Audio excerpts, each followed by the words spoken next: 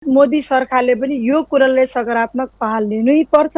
सकारात्मक भूमिका निर्वाह गरेन भने भारतलाई पनि त यो चाहिँ अन्तर्राष्ट्रियकरण गर्दाखेरि एउटा चाहिँ आफ्नो देशको छविमाथि, आफ्नो देशको एउटा चाहिँ के हो भन्दाखेरि पहिचानमाथि उसलाई पनि के खालको चाहिँ चुनौतीहरू आइपर्छ भन्ने कुरा चाहिँ सोध्नु जरुरी छ। सीमा के हो भनेर हामीले अहिले छलफल गर्नु हुँदैन। अन्तर्राष्ट्रिय अदालतमा जाने कुरा, संयुक्त राष्ट्रसङ्घ चाहिँ सुरक्षा परिषदलाई गुहार्ने कुरा, यो सबै कुरा अहिले गर्न थाल्यौँ भने कूटनीतिक रूपमा भारतसँग हुने द्विपक्षीय यति धेरै चर्चा चाहिँ तपाईँ हाम्रो लेभलमा पनि गर्नुहुन्न। प्रधानमन्त्रीहरूको लेभलमा, सरकारको लेभलमा त पुरै छोडिदिनुहोस्, शीर्ष नेतृत्वको लेभलमा त त्यो पनि कुरा छोडिदिनुहोस्। हाम्रो लेभलमा पनि अहिले यो चर्चा हुन जरुरी छैन। हामीले त्यसो भन्न थाल्यौँ भने भारत झन् बिच्किन्छ। Lights, camera, action.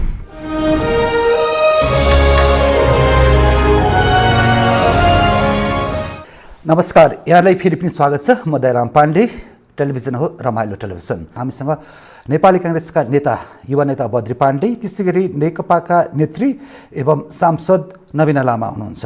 केही बेर अगाडि मात्र मन्त्री परिषदको बैठक सकिएको छ र मन्त्री परिषदले संसदमा, सङ्घीय संसदमा आफ्नो प्रस्ताव लिएर जाने भनेर पारित गरेको छ। यो विषयदेखि थुप्रै विषयहरू छन्। आउनुहोस् उहाँलाई स्वागत गरेर कुराकानीको क्रमलाई अगाडि बढाउँ। यहाँलाई स्वागत छ कार्यक्रममा।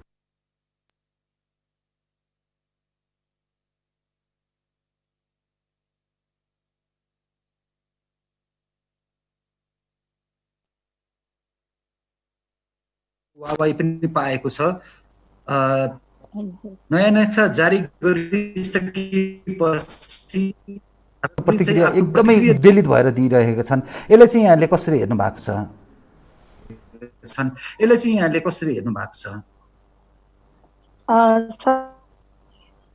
सरकारले नेपालको चाहिँ हिजो ऐतिहासिक तथ्यको आधारमा हाम्रो भूभागलाई चाहिँ वैज्ञानिक ढङ्गले अहिले एकीकृत गरेर नक्सा निकालेको चाहिँ यो एकदमै नेपालको इतिहास पहिलो एउटा नयाँ इतिहास जस्तो भयो। यो हामी सबैको लागि गर्व र सबैको लागि खुसीको दिन पनि रह्यो। र जुन ढङ्गले नेपालीहरूले खुसियाली मनाउनु भएको छ, यो हामी सबैको एउटा चाहिँ भावनाको सम्बोधन पनि हो। र जुन ढङ्गले अब भारतीय मिडियाहरूले जुन ढङ्गले चाहिँ नेपालको नक्सा चाहिँ प्रकाशितको बारेमा टिका टिप्पणी गर्नुभयो, उहाँहरूको यो चाहिँ गैर जिम्मेवारी छ। उहाँहरूले यो जुन ढङ्गले चाहिँ गरेको छ, यो चाहिँ यति एउटा छिमेकी मुलुकले गरेको व्यवहार चाहिँ यो यसको एउटा चाहिँ लोकतान्त्रिक व्यवहार पनि होइन भन्ने चाहिँ मलाई चाहिँ लाग्छ। हजुर, बद्रीजी, नेपाली काङ्ग्रेसका नेता जस्तो डाक्टर वीरेन्द्र रिजालले लाई दिएको अन्तर्वार्ता अहिले निकै चर्चामा पनि रहेको छ र इन्डियन च्यानलहरूले किसिमको नेपाली च्यानलहरूप्रति अथवा नेपाली अस्मिताप्रति नै आफ्नो एक किसिमको धावा बोलिरहेको अवस्था देखिरहेका छन् र सानो इस्युलाई पनि एकदमै ठुलो बनाएर प्रस्तुत गरिरहेका छन्। प्रधानमन्त्रीको सम्बोधन पनि यहाँले अस्ति हेर्नुभयो। प्रधानमन्त्रीले सबै ठिक छ, कोरोना सङ्क्रमितदेखि नेपालको अहिले स्थिति सबै ठिक छ भनेर भन्नुभएको छ। तर नयाँ नक्सामा पक्कै पनि नेपाली काङ्ग्रेसको सपोर्ट त छ नयाँ नक्सा सार्वजनिक गर्नेमा भन्ने मलाई लाग्छ। यहाँ के भन्नुहुन्छ र नेपाली काङ्ग्रेसले अहिलेका यी मैले भनिरहेका वस्तुस्थितिलाई कसरी हेरिरहेको छ? हजुर सुन्दै हुनुहुन्छ? तपाईँको आवाज चाहिँ बिचबिचमा कटेर सुनिएको छ, पुरै कुरा बुझ्न सकिनँ।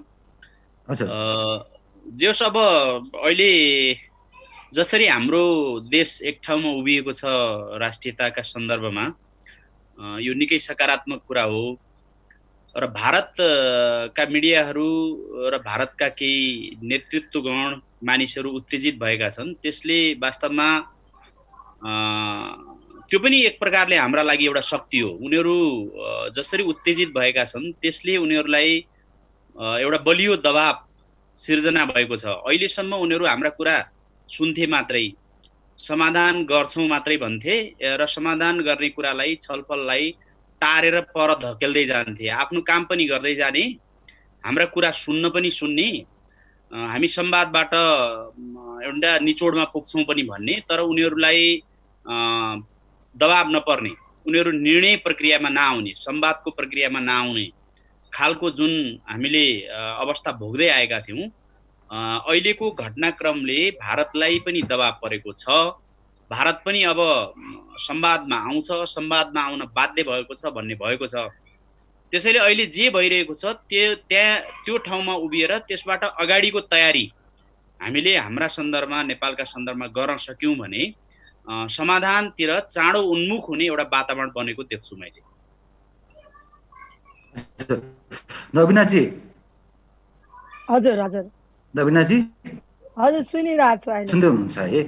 हजुर। जस्तै अहिले सार्वजनिक गरेर सरकारले आफ्नो विरुद्ध आउने आवाजहरू, त्यसै गरी लकडाउनलाई लम्ब्याउने एउटा प्रयास मात्र गरेको हो र भूमि फिर्ता हुँदैन, कालापानीबाट भारतीय सेनाहरू हट्दैनन्, यो चाहिँ विशेषतः अहिले लकडाउन लम्ब्याउनको लागि एउटा चुप लाउने बाटो मात्र हो भनेर प्रतिपक्षहरू भनिरहेका छन् नि।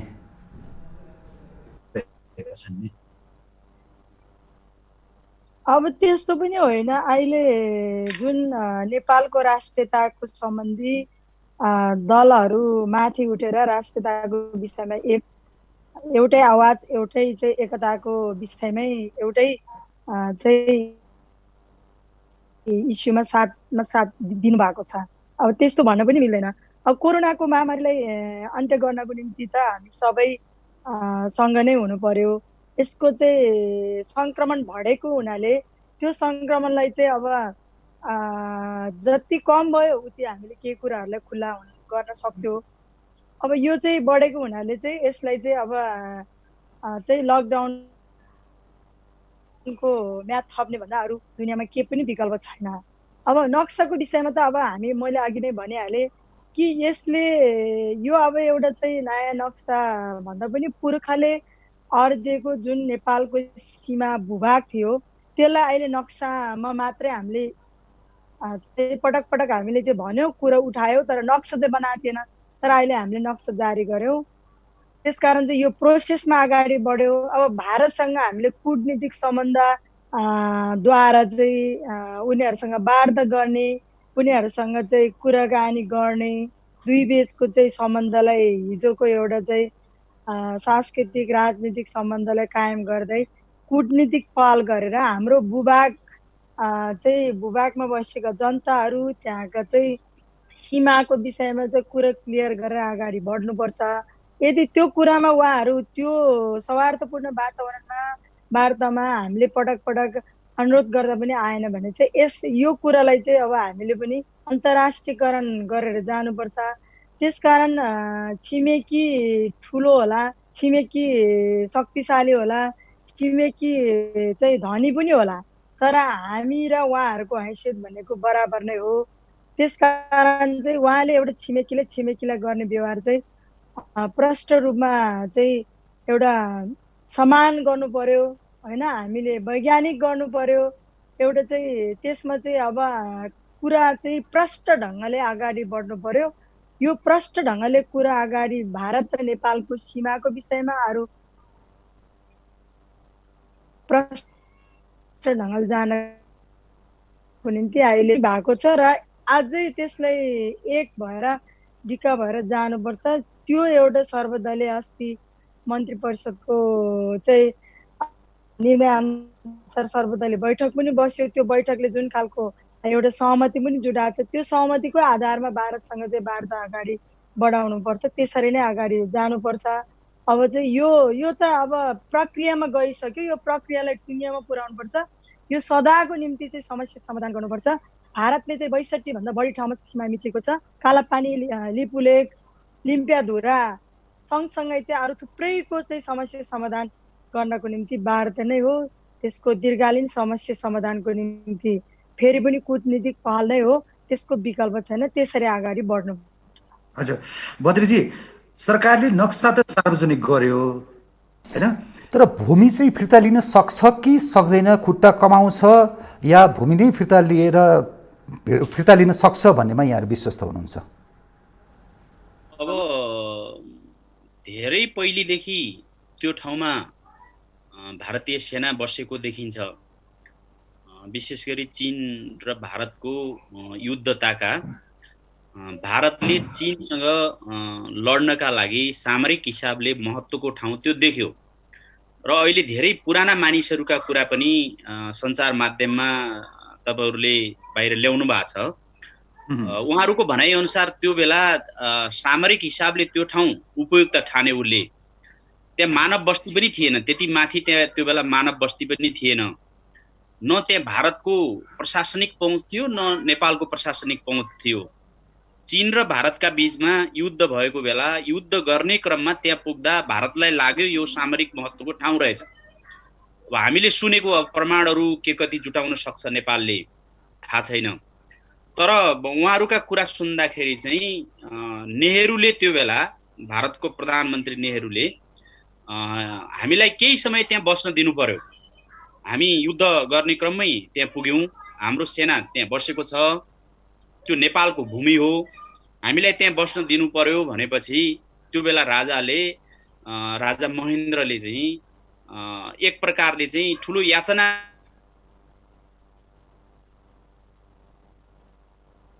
हजुर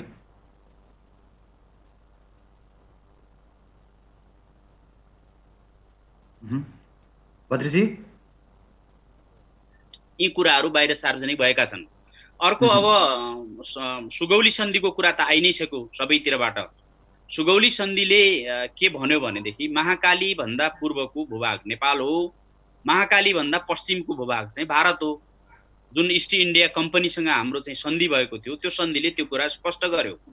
हामीले सीमाकासँग सम्बन्धित कुरा गर्दाखेरि यी सम्झौताहरूलाई पनि टेक्नु पर्यो।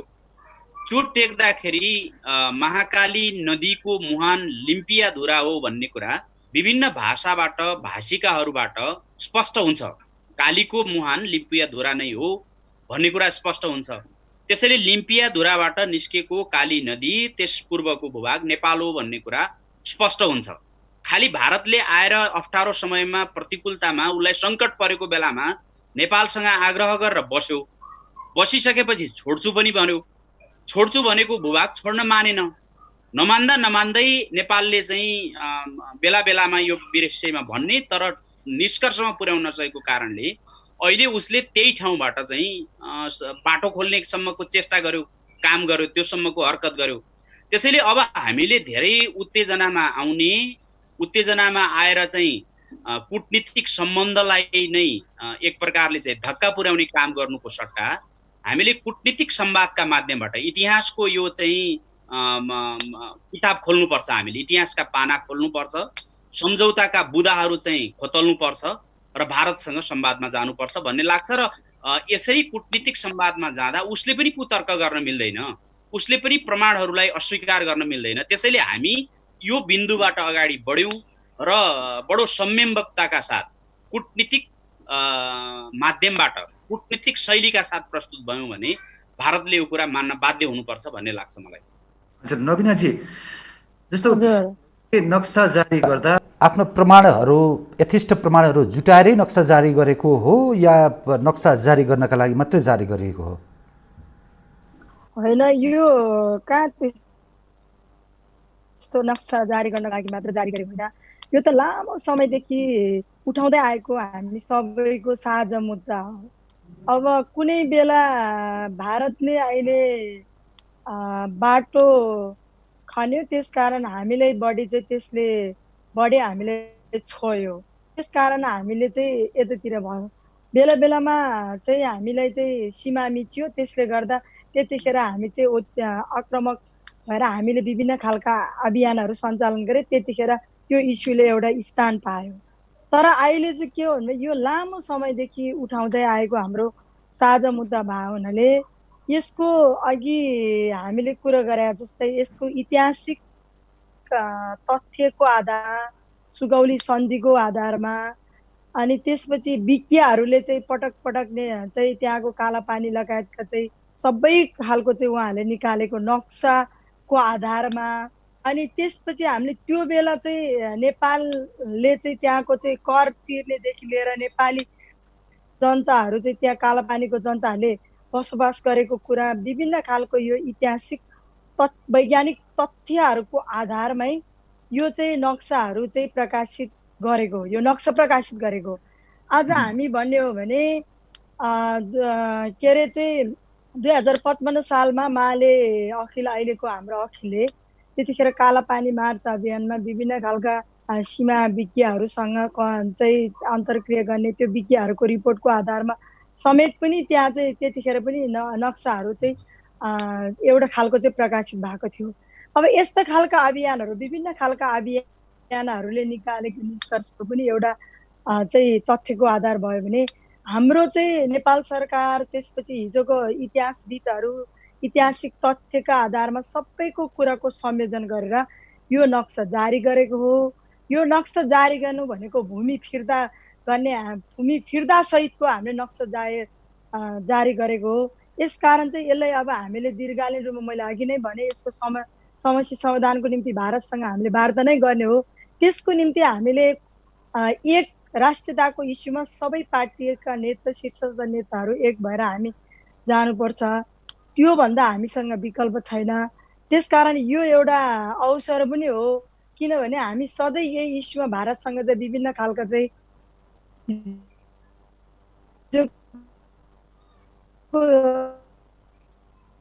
इतिहास हेर्ने हो भने चाहे चाहिँ त्यो तपाईँको होस्, चाहे जुद्ध शमशेरको पालामा होस्, चाहे हेर्नुहोस् तपाईँको चाहिँ बिपी कोइरालाले चाहिँ कार्यकालमा होस्, यो पटक पटक चाहिँ भारतले हामीलाई यो माथि चाहिँ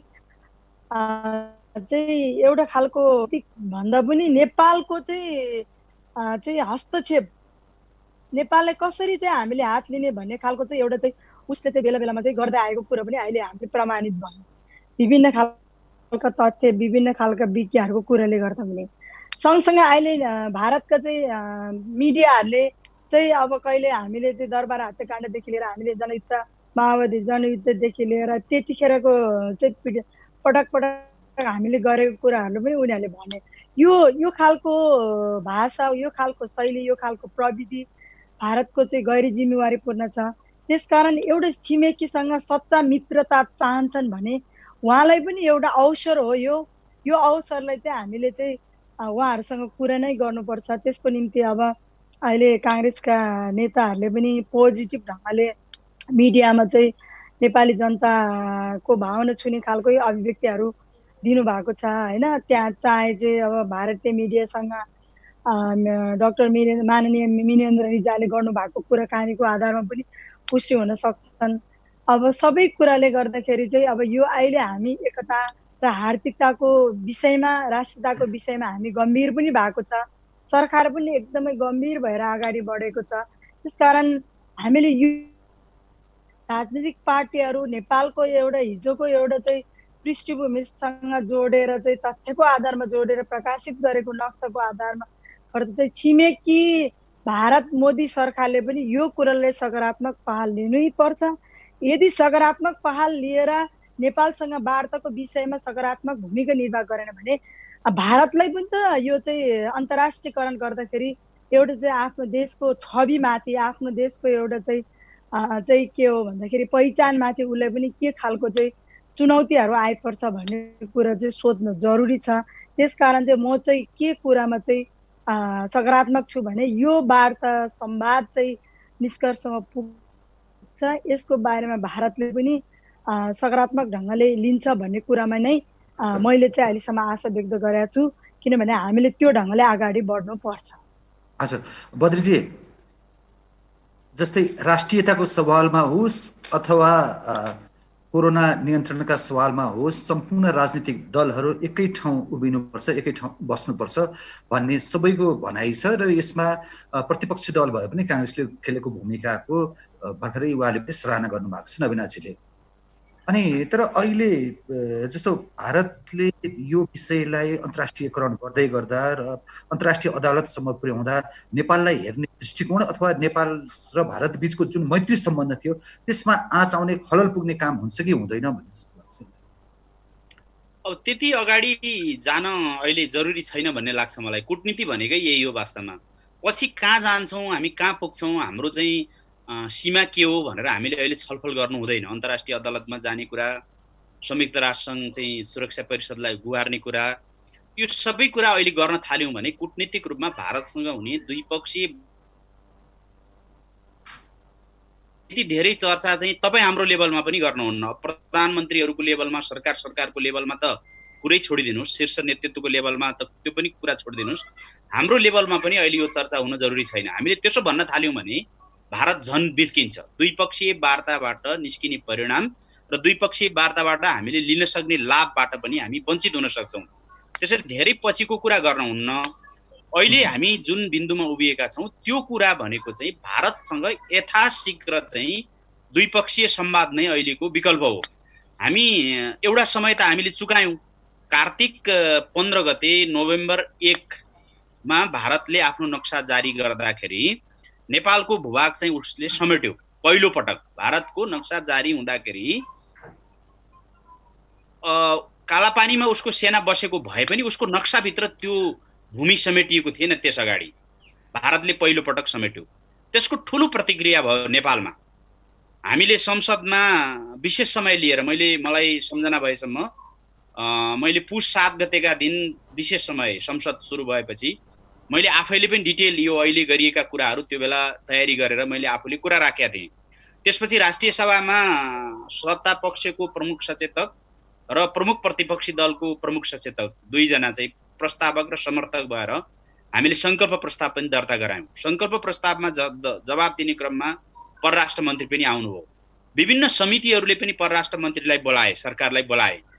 त्यो बेला भारतले नक्सा जारी गरिसकेपछि हाम्रो त्यही बेला यदि इनिसिएसन प्रभावकारी ढङ्गले अगाडि बढेको भए, समयमै त्यो काम हुन सकेको भए, अहिले जारी गर्नुपर्ने नक्सा हामीले उसले आफ्ना तर्फबाट नक्सा जारी गर्छ भने हामीले हाम्रा तर्फबाट नक्सा जारी गरेको भए सायद उसले अहिले त्यो सडक खन्ने क्रम यो 6-7 महिना निरन्तर अगाडि बढाएर अहिले उद्घाटन गर्ने स्थिति नबन्न सक्थ्यो।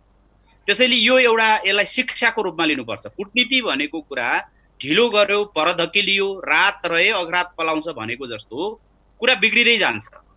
यसले अहिले जुन भारतले सडक उद्घाटन गर्यो त्यो सडक उद्घाटनको समय नआउन सक्थ्यो। उसले सडक बनाउने काममा नै उसले सोच्नुपर्ने हुन सक्थ्यो। अहिले दबाब सिर्जना जसरी भारतमा हुँदैछ त्यो बेला त्यो दबाब त्यहाँ सिर्जना हुन्थ्यो। त्यसको प्रभाव के निस्किन्थ्यो भनेदेखि सडक खन्ने जुन उसले तीव्रताका साथ काम गरेको थियो त्यसमा चाहिँ शिथिलता आउँथ्यो। त्यो उसले रोक्नुपर्ने हुन्थ्यो। रोकेन भने हामीले अर्को प्रतिक्रिया जनाउने हामीले समय पाउँथ्यौँ। यो 6-7 महिना गुजार्यौँ। त्यसैले मेरो आग्रह के छ भने यतिखेर यो ठाउँमा उभिएर पनि अब हामीले उसले भन्यो अस्ति के भन्यो भनेदेखि कोरोनाको चाहिँ यो टुङ्गो भएपछि अनि संवाद गरौँला भन्यो। आफूले चाहिँ भर्चुअल यो भिडियोबाट चाहिँ यो प्रविधिको प्रयोग गरेर सडक उद्घाटन गर्ने अनि संवाद गर्ने कुरा चाहिँ कोरोनाको चाहिँ यो टुङ्गो लागेपछि गर्ने भन्ने कुरा त्यो उसले हामीलाई पर धकेल्न खोजेको मात्रै हो। हाम्रो आक्रोशलाई, हाम्रो चाहिँ प्रतिक्रियालाई उसले त्यसलाई पानी हाल्ने काम मात्रै गरेको। त्यसैले अहिले हामीले के भन्न सक्नुपर्छ भने जस्तो कोरोनाको महामारीका विरुद्धमा लड्न सार्क देशहरू एक ठाउँमा उभियौँ भनेर भारतको प्रधानमन्त्रीले प्रस्ताव गर्नुभयो। हामी सबै तयार भयौँ, सार्क देशहरू सबै तयार भयौँ। हाम्रो प्रधानमन्त्री त अझ भर्खरै चाहिँ प्रत्यारोपण, मृगौला प्रत्यारोपण पछि एक प्रकारले चाहिँ अस्वस्थ हुनुहुन्थ्यो। त्यस्तो अवस्थामा समेत उहाँले चाहिँ सिंहदरबारमा प्रधानमन्त्रीको कार्यालयमा गएर भारतको प्रधानमन्त्रीको आग्रहलाई स्वीकार गरेर कोरोनाका विरुद्धमा हामी सबै सार्क राष्ट्रहरू एक ठाउँमा उभियौँ भन्दाखेरि बैठकमा सहभागी हुनु पर्यो। हाम्रो प्रधानमन्त्रीले अहिले, हाम्रो सरकारले अहिले के भन्न सक्नुपर्छ भने अब कोरोना पर्खिने होइन। कोरोनाका बीचमा चाहिँ उसले सडक खोल्न हुने, कोरोनाका बीचमा त्यस्तै खालका भर्चुअल बैठक प्रधानमन्त्री तहमा, परराष्ट्र मन्त्री तहमा अथवा हाम्रा विज्ञ प्राविधिक, हाम्रा मन्त्रालयका सचिवका नेतृत्वमा, त्यहाँको पनि नेतृत्वमा हामी यस्तै बैठक किन गर्न नसक्ने? त्यसो भयो भने के हुन्छ भनेदेखि अहिले जुन खालको चाहिँ दुई देशका बीचको तिक्तता देखिएको छ, दुई देशका बीचको सम्बन्धमा चिसो पैदा भएको छ, त्यो कम्तीमा तातो हुने काम हुन्छ। ठिक छ, समाधान गर्नका लागि दर्जनौं बैठक बस्नु पर्ला। भर्चुअल बैठकले मात्रै सम्भव नहोला। भोलि चाहिँ आम्ने सामने भएर बस्नु पर्ला, दिल्ली जानु पर्ला, काठमाडौँ आउनु पर्ला, समाधानका लागि समय लाग्ला। तर अहिले तत्काल चाहिँ सरकारले ढिलो नगरिकन प्रधानमन्त्रीले भन्नुपर्छ, जसरी तपाईँसँग मैले टेलिफोनमा वार्ता गरेँ, जसरी मैले तपाईँको आग्रहमा चाहिँ हामीले कोरोनाका सम्बन्धमा चाहिँ एउटा सार्क स्तरीय प्रधानमन्त्री राष्ट्रपति स्तरको बैठक बस्यौँ, त्यस्तै बैठक तत्काल चाहिँ नेपाल चाहन्छ। त्यसो भयो भनेदेखि कम्तीमा अहिलेको तिक्तता घट्छ, हाम्रो चिसोपन घट्छ, एकअर्काका प्रतिको आरोप प्रत्यारोप प्रतिक्रियाहरू घट्छन् अनि कुल माइन्डमा हामी चाहिँ सबैले, दुवै देशले आफ्ना आफ्ना प्रमाण राखेर हामी त्यो ठाउँमा उभिउँला भन्ने ढङ्गको पहल कदमी र अग्रसरता चाहिँ सरकारका तर्फबाट जरुरी देख्छु मैले। नवीनाजी, जस्तै भने अब दुई देश बीचको आपसी संवाद चाहिँ अत्यन्तै आवश्यक देखिएको छ। एक किसिमको तिक्तता देखिएको छ दुईटा मित्र राष्ट्र बीचमा। यो तिक्तता मेटाउनलाई पनि संवादलाई अगाडि बढाउनु जरुरी देखिन्छ। प्रधानमन्त्रीले नेपालका प्रधानमन्त्रीले भारतीय प्रधानमन्त्रीलाई बर्थडेमा आफ्नो मेसेज गर्न सक्ने, फोन गर्न सक्ने, गुजरातीदेखि इन्डियन, नेपाली, हिन्दी भाषामा शुभकामना दिन सक्ने, तर देशको सिमानाको विषयमा यत्रो बहस भइराख्दा यसमा चाहिँ प्रधानमन्त्री किन मौन भन्ने प्रश्न छ। होइन, प्रधानमन्त्री मौन भइदिएको भए त त्यो नक्सैदारी हुँदैन थियो नि त। प्रधानमन्त्री जस्तो दूरदर्शिता, प्रधानमन्त्री जस्तो क्रियाशीलता, प्रधानमन्त्री जस्तो राष्ट्रियताको पक्षमा गम्भीरता भएको कारणले त हामीले यो पटक चाहिँ हामीले नक्सा प्राप्त भयो। यो राष्ट्रियताको विषयमा हामीले समस्या समाधानको बाटो खोल्यौँ। कारण यो त अहिले यो त अब हामी त यो एजेन्डामा सुरुवात भइ नै हाले। अब त्यसमा चाहिँ प्रधानमन्त्रीलाई यस्तो भयो भन्ने कुराको त कुनै चाहिँ हामीले भन्ने ठाउँ नै छैन अहिले। किनभने हामीभन्दा 50औं गुणा माथि प्रधानमन्त्री नै दूरदर्शिता हुन्छ यो विषयमा। त्यसकारण म यो कुरा राख्न चाहन्छु। किनभने भारतले नै इन्सेसन हामीले त यो अगाडि प्रधानमन्त्री अहिलेको प्रधानमन्त्री केपी शर्मा ओली हुँदाखेरि पनि त नेपालको एउटा प्रभुत्व टिम निर्माण गरेर सीमा लगायतका सबै विषयमा चाहिँ भारतसँग वार्ता टोली गरेकै हो नि। उनीहरूले नै पटक पटक चाहिँ वार्तालाई संवाद गर्न चाहिँ नचाहेको, भारतको त्यो खालको हाइकमवादी प्रवृत्ति छन्, उसको एउटा चाहिँ शैली छ। त्यो शैलीको कारणले उसले समस्या समाधान खोज्न चाहेको भयो भने त त्यो कार्यदलले किन कुरा अहिलेसम्म ल्याएन? किन त्यो कार्यदलसँग भारतको सरकारले चाहिँ मिटिङ बसाएन? त्यो कुरा नै हो नि।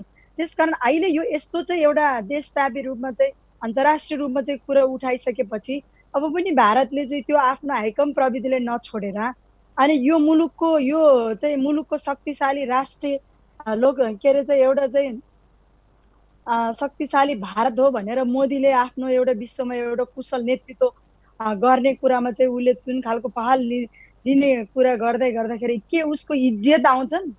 एउटा राष्ट्रको सीमा मिचेर एउटा राष्ट्रलाई चाहिँ अधीनमा राखेर एउटा राष्ट्रलाई चाहिँ हाइकमवादी प्रवृत्तिबाट वार्ता र संवाद र कूटनीतिक कुरालाई चाहिँ सम्बोधन नगरेर के भारतले चाहिँ त्यो खालको चाहिँ आफूलाई चाहिँ ठुलो राष्ट्र हो भन्ने कुराको गर्व गर्न लायक हुन्छन्? नेपालीको त इतिहास छ, लडेको इतिहास छ। त्यो लड्न नपरोस् भन्ने कुरा हो हाम्रो त। के अहिले बडो मर्न तयार छन्, भोकै बस्न तयार छन्, भोकै बसेको इतिहास छ अस्ति नाकाबन्दीमा। यो कुरो त भारतले हेर्नु पर्यो नि त। कि हामीले मात्र हाम्रो रोटी बेटीको सम्बन्ध छ, हाम्रो चाहिँ एउटा सांस्कृतिक सम्बन्ध छ भनेर हामीले मात्र सहनु पर्ने हुन्छ सधैँ? त्यसकारण हामीले यो बेला भनेको उसँग हामीले चाहिँ एउटा चाहिँ कूटनीतिक पहलबाटै समस्या समाधान खोज्ने हो। नहुँदाखेरि सँगसँगै के हो भने यो इस्युलाई अन्तर्राष्ट्रियकरण गर्ने नै हो।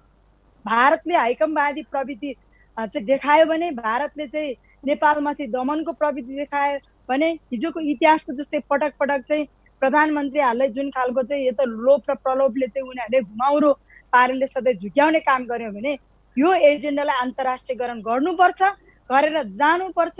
त्यसकारण हामीले यो मुद्दा हामी जित्नेछौँ, हाम्रो भूमि फिर्ता लिनेछौँ। यो कुरामा कुनै कुराको दुविधा नलिए हुन्छ र हामी डराएर कुरा गर्ने पनि होइन, झुकेर कुरा गर्ने पनि होइन।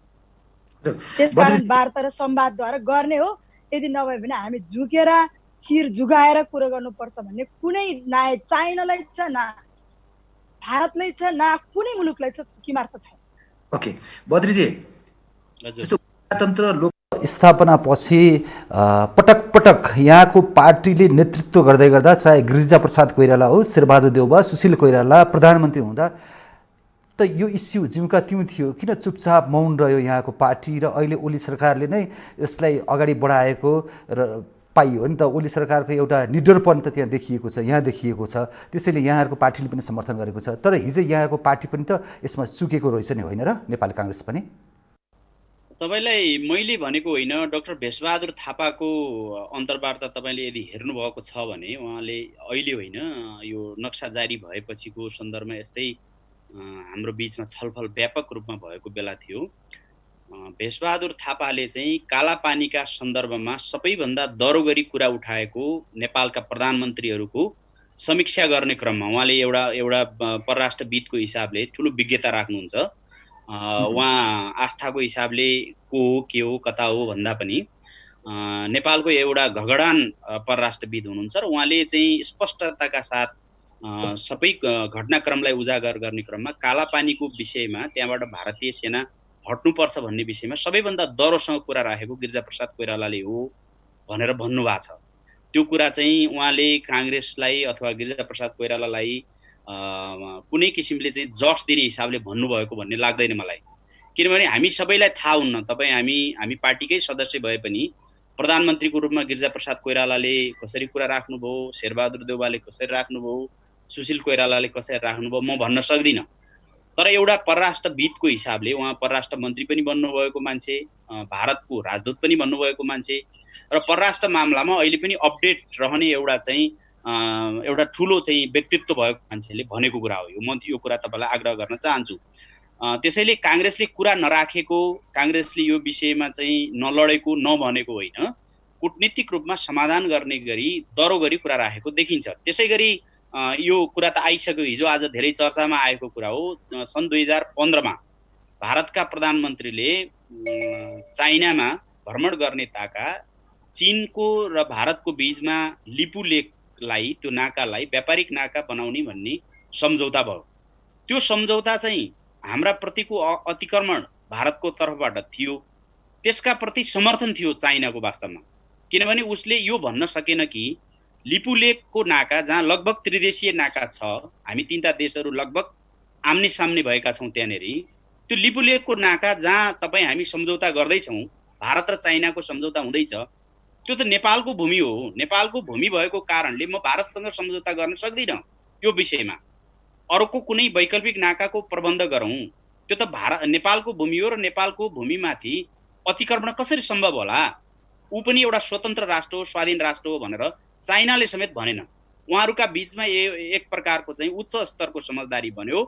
सानो देश नेपाललाई थिचोमिचो गर्ने क्रममा भारत धेरै पहिलेदेखि तत्परताका साथ अगाडि बढेको थियो, त्यसलाई स्वीकार गर्ने काम चाइनाले गर्यो। त्यो बेलामा नेपालको प्रधानमन्त्री सुशील कोइराला हुनुहुन्थ्यो र सुशील कोइरालाले दुवै देशमा आपत्ति प्रकट गर्दै कूटनीतिक नोट लेख्नुभयो र यो गलत भएको छ र तपाईँहरूका बिचको भएको सम्झौताले नेपालको भूमि अतिक्रमण भएको छ, जुन भूमि नेपालको हो त्यो भूमिमा तपाईँहरूले यस्तो गर्नुभएको छ भनेर भन्नुभएको थियो। वास्तवमा त्यसपछिका दिनहरूमा पनि लिपु लेकलाई व्यापारिक नाका बनाउने दुई देशको बिचको समझदारी भइसकेपछि प्रधानमन्त्री सुशील कोइरालाले आपत्ति प्रकट गर्नुभएको विषयलाई त्यसपछिका सरकारले चाहिँ निरन्तरता दिन सक्नु पर्थ्यो। त्यो कूटनीतिक नोटका माध्यमबाट जसरी अहिले हामीले तत्परताको कुरा गरिरहेका छौँ, त्यही खालको तत्परता पछिल्ला दिनहरूमा ती सरकारहरूको हुनु पर्थ्यो, त्यो हुन सकेन। त्यसकारणले नेपाली काङ्ग्रेस हुँदाखेरि गरेन भन्ने होइन, तर अहिलेको जस्तो समस्या त्यो बेला आएको थिएन। दयारामजी म कुरा टुङ्गिहालौँ। यो 61-62 को बेला सन् 1961-62 को बेलादेखि त्यहाँ कालापानीमा बसेको सेनालाई हटाउनु पर्ने नेपालका तर्फको दायित्व त थियो। तर अहिले जसरी चाहिँ 6-7 महिना पहिले भारतले नक्सा सार्वजनिक गर्ने क्रममा हाम्रो भूमिलाई आफ्नो नक्सामा लिने, आफ्नो बनाउने र अहिलेको जस्तो नाका खोल्ने, अहिलेको जस्तो सडक खोल्ने काम, यो खालको स्थिति बनेको थिएन।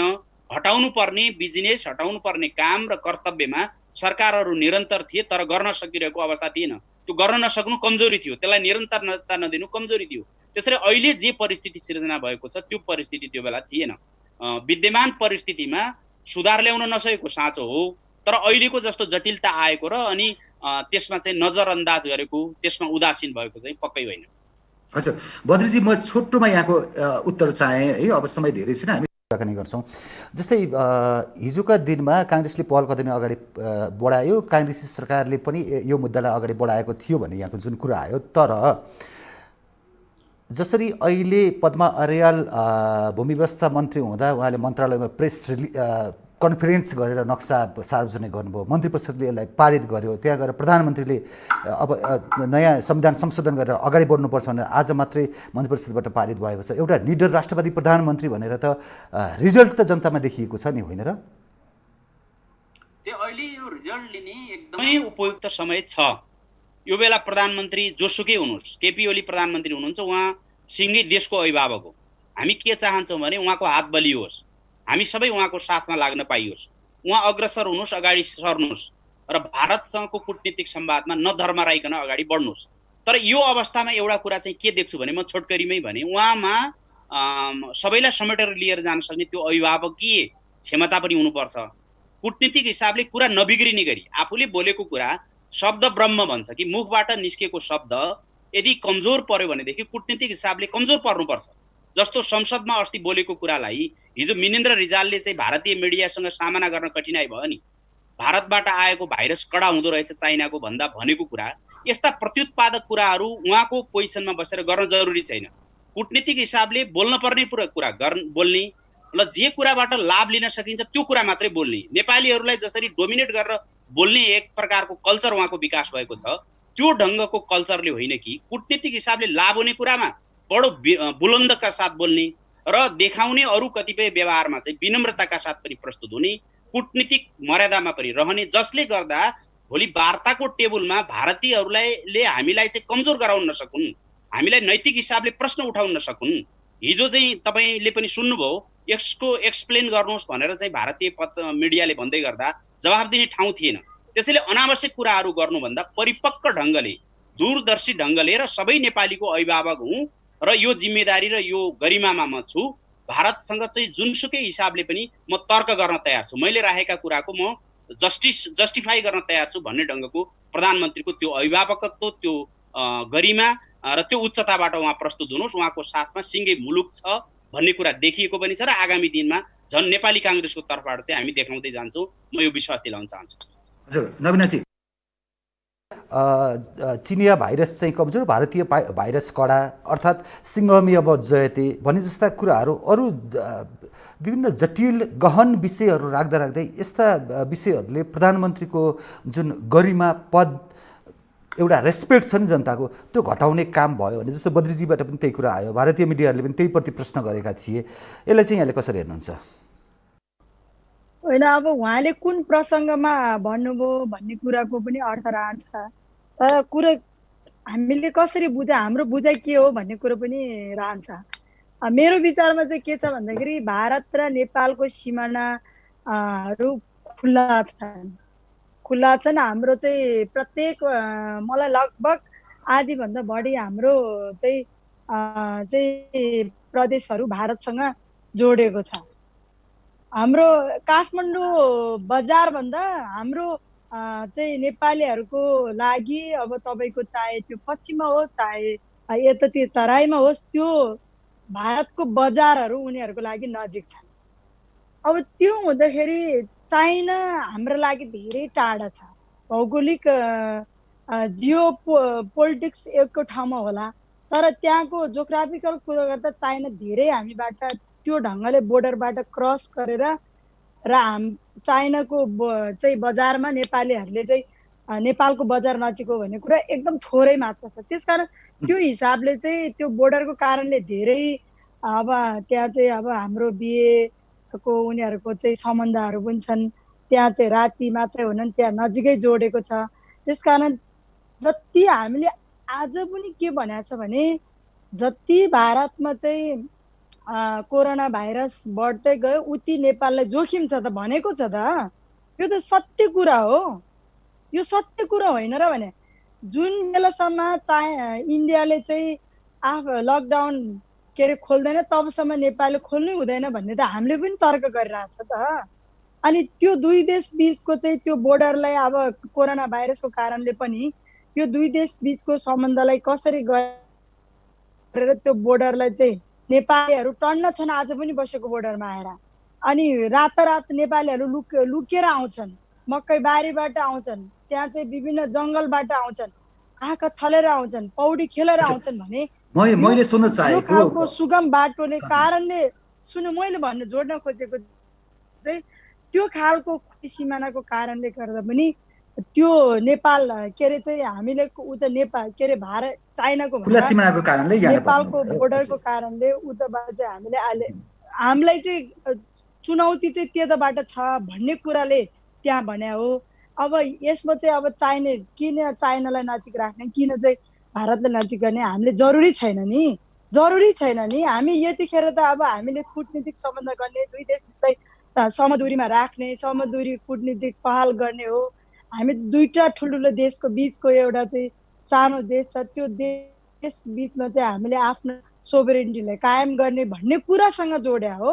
त्यसकारण हामीले चाइनासँग एकदमै तपाईँको चाहिँ भावना जोडेर, मुटु जोडेर एकदमै लिनु पनि छैन, दिनु पनि छैन। नवीनाजी, म यसैमा जोडे यहाँलाई रोकेर तुलनात्मक हिसाबले इतिहासमा हेर्ने हो भने हजुर तर इतिहासमा हेर्ने हो भने चाइनिज भन्दा चाइना हिजो राजा राजतन्त्र नेतृत्व गरेको बेलामा पनि राजा वीरेन्द्रदेखि अगाडि महेन्द्रसम्मको चाइनाहरूको सम्बन्ध उस्तै राम्रो थियो। आज नेकपाको सरकार आएर मात्र राम्रो भएको होइन, उसको चाहिँ हिजो इतिहासदेखि नै हेर्ने हो भने उसको कुनै पनि सत्ता र सत्ताको नेतृत्वसँग उसको राम्रो सम्बन्ध छ। तर भारतको तुलनात्मक हिसाबमा उसको चाहिँ एउटा देखाउने भन्दा पनि उसको चाहिँ छलछाम र घुमाउरो पाराले चाहिँ नेपाललाई के न केसँग नवीनाजी जरुरी छैन हामीलाई। ओके, छोटोमा भनिदिनुहोस् ल, समय थोरै छ, बदेजीसँग पनि मेरा दुई चारवटा। जस्तो चाइनाका राजदूत अहिले पछिल्लो समय निकै सक्रिय भएका छन् र अहिलेको नेकपाको सरकार, ओली नेतृत्वको सरकार चाहिँ चाइनाकै इसारामा नाचिरहेको छ। चाइनाले जे भन्यो त्यही गर्छ भने भारतीय मिडियाले कडा आरोप लगाइरहेका छन्। के भन्नुहुन्छ, एकदम छोटोमा भनिदिनुहोस् ल।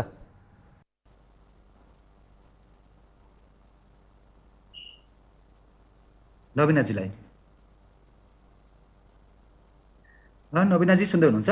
को आधारमा के गरे भन्ने कुराको म उत्तर, तर कूटनीतिक मर्यादा चाहिँ सबैले पालना गर्नुपर्छ।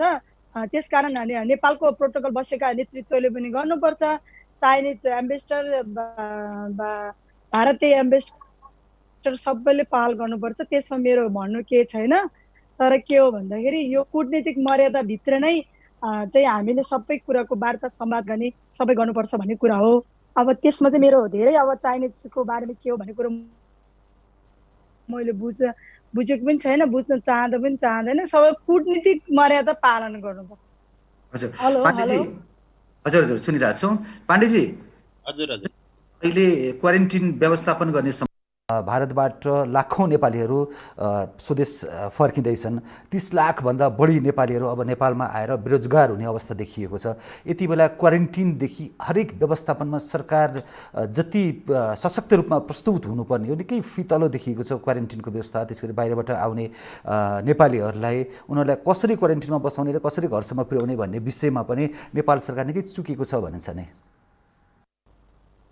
अब यसमा पनि हामीले जसरी यो राष्ट्रियताका विषयमा हामी सरकारसँग छौँ भनेर भनेका थियौँ, हामी त्यसरी नै यो कोरोना एउटा विश्वव्यापी महाव्याधि हो र यसको सामना गर्न हामी सरकारसँग छौँ भनेर भनेका छौँ हामी।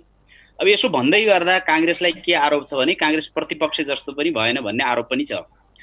तर सुरुदेखि नै प्रारम्भदेखि नै प्रतिनिधि सभामा हाम्रो साथीहरूले, हाम्रो सांसदहरूले प्रस्ताव लिएर जानुभयो, गगन थापाजी लगायतका साथीहरूले प्रस्ताव लिएर जानुभयो। त्यो प्रस्ताव केवल एउटा राजनीतिक मार्केटिङका लागि थिएन। त्यो प्रस्ताव तपाईँले हेर्नुभयो, सुन्नुभयो र संसदमा भएको छलफललाई तपाईँले यदि विश्लेषण गर्नुभयो भने त्यो प्रस्तावमा विभिन्न विकल्पहरू सुझाइएको थियो। कसरी क्वारेन्टाइनहरू खडा गर्ने, कसरी आइसोलेसन चाहिँ हस्पिटलहरूको सङ्ख्या बढाउने, यो सबै विषयमा चाहिँ छलफल गरिएको र कस्तो रणनीति, कस्तो संरचना, कस्तो जनशक्ति, कसरी व्यवस्थापन गर्ने भन्नेमा विशद छलफल भयो। त्यसपछिको दिनमा पनि मैले अब छोटकरीमै तपाईँलाई सम्झाएँ, सरकारले कोष खडा गर्यो। काङ्ग्रेसले सबैभन्दा अगाडि चाहिँ सरेर आफ्नो तर्फबाट पार्टीसँग पैसा नै के हुन्छ र, तर पनि जति दिन सकिन्थ्यो त्यसको सन्देश जाओस्। त्यो सन्देशले चाहिँ अरूलाई पनि सरकारको कोषमा विश्वास गरौँ, सरकारले एकद्वार प्रणालीबाट चाहिँ राहत उद्धारका कामहरू गर्छु, उपचारका कामहरू गर्छु भनेको छ, त्यसलाई योगदान गरौँ भन्ने सन्देश दिने हिसाबले हामीले त्यो चाहिँ कोषमा चाहिँ पैसा जम्मा गर्ने काम, अग्रसरता लिने काम प्रारम्भमै गऱ्यौँ। र त्यो पछिल्लो दिनमा पनि विभिन्न उपायहरू, विभिन्न विकल्पहरू प्रधानमन्त्रीलाई हाम्रो सभापतिले सम्पर्क गर्नुभयो, भेट गर्नुभयो। हाम्रो सभापतिले पूर्व प्रधानमन्त्रीहरूको बैठक बोलाउनु भयो, पूर्व प्रधानमन्त्रीको हैसियतले उहाँ आफूले पनि सरकारलाई विभिन्न माध्यमबाट हामीले चाहिँ यसो गर्नुहोस् उसो गर्नुहोस् सहयोगको लागि विभिन्न खालका चाहिँ उपायहरू विकल्पहरू चाहिँ सुझाउने काम गर्यौँ। तर विडम्बना के भयो भनेदेखि मुलुक लकडाउनमा छ, सरकारले यो लकडाउनका बेला युद्ध स्तरमा काम गर्नु पर्थ्यो। हाम्रो भनाइ युद्ध स्तरमा काम गर्ने उसलाई वातावरण पनि थियो, बजेट कहाँबाट ल्याउने पनि समस्या थिएन। कहाँको भए पनि बजेट लिएर काम गर्नुहोस् भनेर सबैले म्यान्डेट दिएकै छ, सबैले चाहिँ सरकारलाई समर्थन दिएकै छ, आह्वान गरेकै छ। जताको बजेट ताने पनि हुन्थ्यो, जसरी गरे पनि हुन्थ्यो। यो बेलामा हामी लकडाउनमा भएका बेला सरकार युद्ध स्तरमा हुनुपर्नेमा सरकार आफै लकडाउनमा हो कि जस्तो चाहिँ देखियो।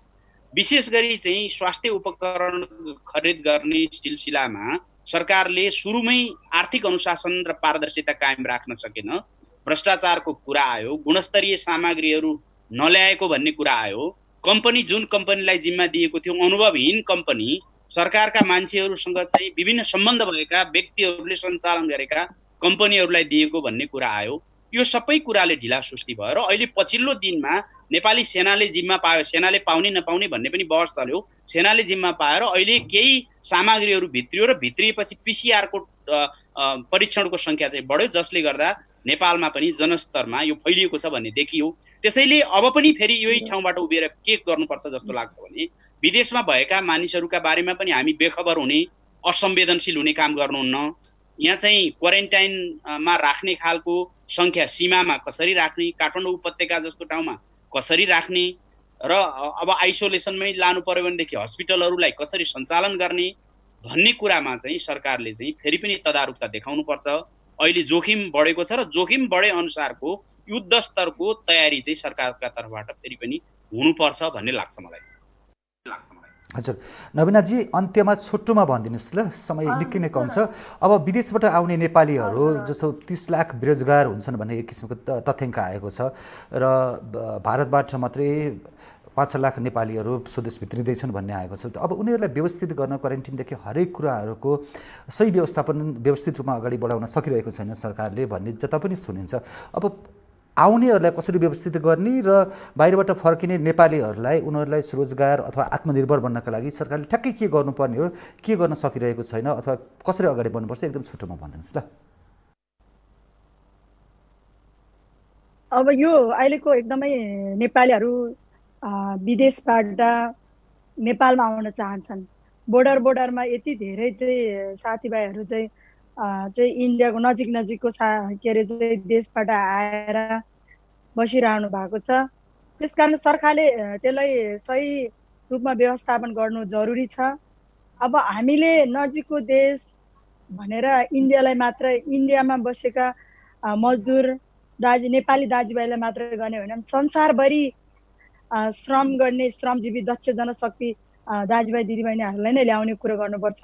त्यसो हुँदा नेपालको अर्थतन्त्रको हैसियत, स्रोत र व्यवस्थापनले कति सक्न सक्छ। अब सबै नेपाली 30 लाख नेपालीलाई प्लेनबाट ल्याउँदाखेरि, फ्रीमा ल्याउँदाखेरि नेपालको अर्थतन्त्रले भ्याउँदैनन्। त्यसकारण आफ्नै खर्चले आउन चाहन्छन्, कोही ल्याउनै पर्ने छ, कसैको एकदम त्यहाँ बसेर चाहिँ बस्नै नसक्ने अवस्था छ।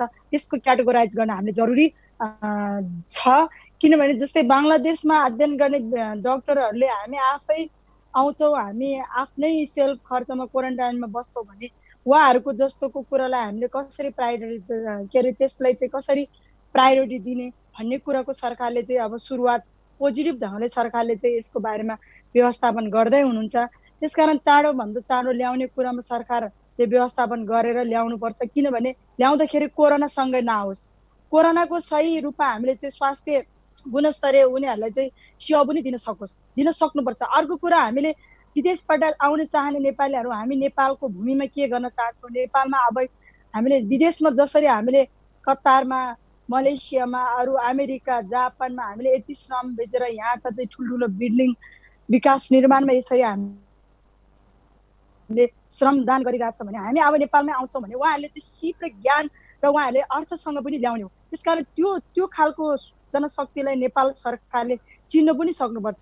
त्यसकारण अहिले स्वास्थ्य, कृषि, शिक्षामा चाहिँ अहिले बजेटमा चाहिँ सही ढङ्गले चाहिँ प्राथमिकता पनि पाएको छ भने विदेशमा आउने नेपालीहरू जो श्रम दन्न जस्तो जनशक्ति छ, जसले रूपमा नेपालको अर्थतन्त्र सेवा गर्न सक्छन् भने उहाँहरूको लागि छुट्टै खान गरेर जुन ढङ्गले चाहिँ सीमाको विषयमा एउटा सर्वदलीय एउटा संयन्त्र ढङ्गले चाहिँ त्यसको बारेमा दीर्घकालीन समस्या समाधान कसरी गर्न सक्छ भने जस्तै यो श्रम शक्तिलाई यहाँ ल्याउनको निम्ति पनि हामीले त्यही ढङ्गको चाहिँ एउटा दीर्घकालीन समस्या समाधानको निम्ति नेपालको अहिलेको अर्थतन्त्रसँग मेल हुने गरी हामीले यो ल्याउनु पर्छ। तर अहिले चाहिँ हामीले अरू देशको जस्तो हाम्रो 200-300 होइन, यो त 30 लाखको कुरा हो। 30 लाखलाई हामीले ल्याउनु पर्छ। कसरी ल्याउने भन्ने कुरा चाहिँ हामीले सबैसँग बसेर एउटै भोइस एउटै स्वर मिलाएर कोही चाहिँ नेपाली ल्याउन चाहने, कोही चाहिँ राष्ट्रवादी हुने, कोही चाहिँ नेपालीलाई माया गर्ने भन्ने कुराको दुई तर्क गरेर समस्या समाधान हुँदैन। हामीले नेपालीलाई ल्याउनु पर्छ। नेपालीले ल्याउने हाम्रो कर्तव्य हो, हाम्रो दायित्व हो। र कसरी ल्याउने भन्ने कुराको चाहिँ अब हामीले छिटो चाहिँ अब एउटा चाहिँ हामीले पब्लिक दिनुपर्छ। र हामीले अब कोरोना सँगसँगै अब यो लकडाउन खोलेपछि त्यसरी चाहिँ ल्याउनु पर्छ भन्ने कुरा चाहिँ म राख्न चाहन्छु। हजुर बद्रीजी, अब अन्त्यमा के भन्नु छ भने 1 मिनेटमा नबढाइ आफ्नो कुरा राखिदिनको लागि यहाँलाई रिक्वेस्ट गरेँ। यो दुईटै चाहिँ ठुलो राष्ट्रिय समस्याहरू हुन्। यो दुईटै राष्ट्रिय समस्याहरू समाधान गर्ने दिशामा हामी एकताबद्ध भएर अगाडि बढ्नुपर्छ। र विशेष गरी सरकारको नेतृत्व गर्नुहुने प्रधानमन्त्री, मैले अघि पनि भने, उहाँले अभिभावकत्व देखाउन सक्नुपर्छ। अब पार्टीभित्रकालाई पनि पेलौँ, पार्टी बाहिरकालाई पनि पेलौँ, यही बेलामा चाहिँ म हाबी हुँ भन्ने त्यो भावना र त्यो दम्बबाट होइन कि म यो इतिहासको कालखण्डमा एउटा महत्त्वपूर्ण कालखण्डलाई सामना गर्ने एउटा पात्रको रूपमा मैले चाहिँ इतिहासले मलाई जिम्मेदारी सुम्पेको छ। त्यसका लागि म सबैलाई साथमा लिन्छु र म देशको हित गर्छु, जनताको हित गर्छु, नागरिकहरूको हित गर्छु भन्ने दिशामा जानुपर्छ। त्यो मन, वचन र कर्म, त्यो एउटा उदार चित्तका साथ उहाँ अगाडि आउनुभयो भने हामीले पूर्वाग्रह राख्नुपर्ने कुनै कारण छैन। दुईटै समस्या समाधानका निम्ति प्रधानमन्त्रीको हात बलियो बनाउने, नेपालको व्यक्तित्व बढाउने, नेपालको अस्तित्व बढाउने र नेपालको हक हितमा चाहिँ हामी एकाकार हुन तयार छौँ। नेपाली काङ्ग्रेसको तर्फबाट म यो आग्रह गर्न चाहन्छु। यति समय दिनुभयो बद्री पाण्डेजी अनि नवीना लामाजीलाई म धेरै धेरै धन्यवाद दिन चाहन्छु। यहाँलाई पनि धन्यवाद। हस् नमस्कार दर्शकवृन्द, आज हामी कुराकानी गऱ्यौँ नेपाली काङ्ग्रेसका नेता एवं पूर्व सांसद बद्री पाण्डे र नेकपाका नेत्री सांसद नवीना लामासँग। दर्शकवृन्द, कोरोनाको महामारी र सीमा अतिक्रमण दुईटै जटिल विषयहरू हुन्। राष्ट्रियताका विषयमा सबैजना एक ठाउँमा हौँ। दल पार्टीभन्दा देश ठुलो हो र सबैजना सुरक्षित रहनु होला भन्दै मेरो टेक्निकल टिमसहित यो प्रस्तुतिबाट दरण पाण्डे आगे माग्छु। नमस्ते।